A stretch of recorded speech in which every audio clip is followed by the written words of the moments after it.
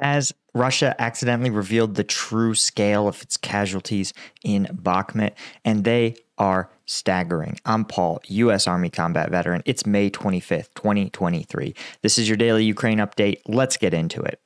Okay, first, as always, guys, you may have noticed that there's a lot of clickbait in the national security space, and that's why I launched the Strategic SITREP newsletter. This is a free weekly newsletter. You just got to sign up, and it drops the most relevant national security stories in the week right to your inbox. This is, of course, I curate them, but you can see last week's we talked about the unstable ceasefire that has been brokered in Sudan, the operations by the new Russian volunteer corps in Russia itself, and the fall of Bakhmut to Russia.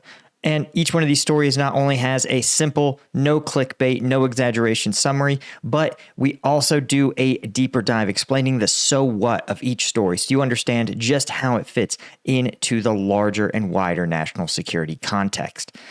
So if you're interested, check out the strategicsitrep.com/subscribe. Link is in the description.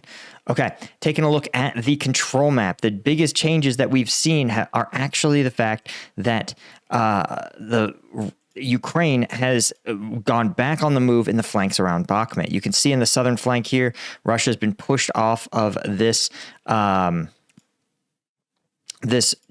forested area. Again, Russia relies heavily on these forested areas to establish defensive positions, since that's where the Ukrainian advantage in armored vehicles is minimized. And the fact is that Russia has already bolstered the flanks with considerable numbers of their remaining reserves. And so the fact that those reserve forces are also being broken out of their entrenched positions is a good sign for Ukrainian momentum. Remember, the longer a military formation remains in set defensive positions, the harder it is to break them free again. So the fact that we're seeing these positions move is a positive sign for Ukraine, even if it's not a ton of territory. You can see here in the north, again, the same thing, a defensive forest area. Russia is being pushed out, and it's going to be harder for Russia then to establish comparably solid defensive positions. Now, when we look at the news stories, we could see one of the more significant stories that's occurred recently is actually that Russia has signed a deal to deploy tactical nukes in Belarus. Now, bear in mind, tactical nukes are not strategic nuclear weapons.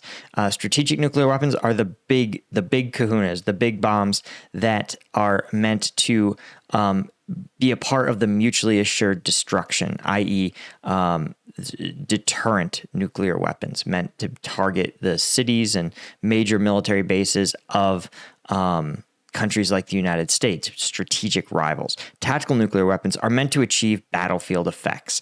These are weapons that are treated like big artillery pieces. The way artillery targets enemy formations on the battlefield, that is what tactical nuclear weapons are for. They're lower in yield. Now, obviously, they are still massive by any measure, but they are a long way from the largest class of nuclear weapons.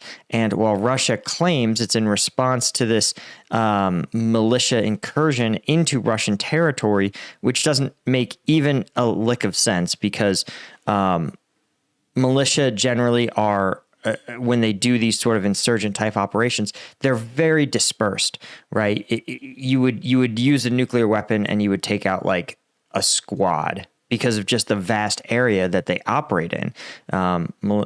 Insurgent operations try very hard not to be too densely compacted together. And of course, because they're operating in Russian sovereign territory, it wouldn't make a lot of sense for Russia to use a tactical nuke on its own people. But Putin has consistently said that Russia would use nuclear weapons to defend its territorial integrity. This notion has been put to the test. One, because technically the parts of Ukraine have been annexed and are technically part of Russian sovereign territory. Of course, also you had this militia conducting a raid into Russian sovereign territory. So, and neither of those triggered nuclear responses because, well, it's fairly obvious that Ukraine is not Russian. And despite Russia's legal fig leaf construction, almost everyone in Russia and Ukraine understands the reality.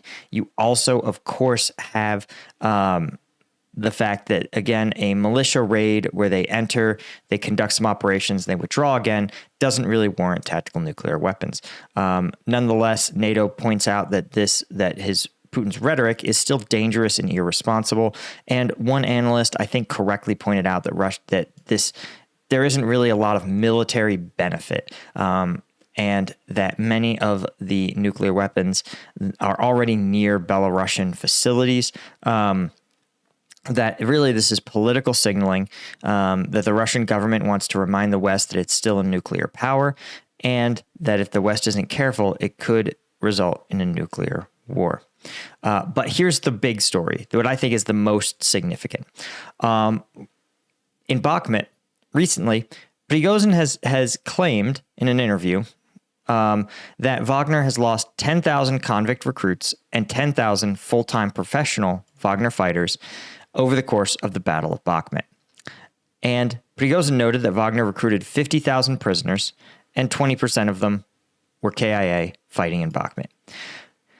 Now, Russian mill bloggers took a look at this, and particularly Igor Girkin. And Igor Girkin, remember, is a career intelligence officer. So putting together disparate information is something that, he is trained to do. And so he speculated that the real losses may be much higher. A different mill blogger pointed out that in the entirety of the Soviet-Afghan conflict, the Soviets lost 15,000 soldiers over 9 years. Right? Girkin thinks that Wagner's losses are almost 1.5 times higher. He points out that Wagner got 50,000 recruits from prison before they were cut off by the Russian government. And they've confirmed that 10,000 are definitively KIA, and that 26,000 have received pardons and returned to Russia, meaning 14,000 prisoner recruits are currently unaccounted for.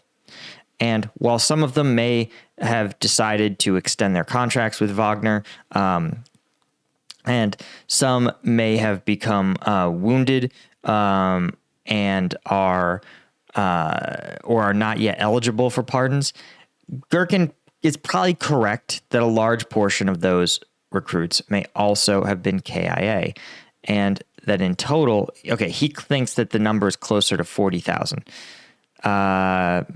That's still probably pretty high. I would suspect that there's another 10. So you're probably looking at about 30,000 KIA. Again, KIA and WIA missing presumed KIA, which is still astronomical. Again, the Battle of Bakhmut alone resulting in more Russian KIA than the entire Soviet-Afghan war. Remember, the casualties in this war were so steep that they collapsed the Soviet government, among other things. Right. And Girkin points out the stark reality that Prigozhin is talking about absolutely wild losses for a relatively insignificant result. So that is, of course, all I had for today. As always, thank you so much to the Colonel tier members of CombatVetNews.com and all of our Lieutenant tier members. I really couldn't do this without you guys. Thank you so much to everybody that supports me at CombatVetNews.com, and be sure to check out the Strategic Sit Rep. I'll see you guys in the next one.